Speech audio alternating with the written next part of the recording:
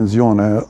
hapësinore në aspektin intern dhe në aspektin ekstern. Në aspektin intern, definitivisht e dëshmon arogancën e pushtetit përballë sektorit privat, e dëshmon që në Kosovë është varros institucioni më kredibil i falënderimit dhe mirënjohjes, sepse këta dje që kanë pështy në sektorin privat jetojnë nga djersa dhe puna e tyre, paguhen nga ta, dhe tëra kjo vërtet e dëshmon një mjerim ku edhe vetë kompanitë që janë të njohura që e kanë mbështet këtë qeveri apo këtë parti politike që të vinë pushtet janë mëse të mlefosura me këtë arogancë. Nuk i bëhet nder Kosovës nëse mendohet që vetëm kosovari i vdekur dhe i varfër është i mirë. Duhet të ecim në zhvillim, duhet të ecim në perspektivë, sepse barazia në varfëni, siç po tentohet me këtë politikë aktuale, është gjykim i Kosovës që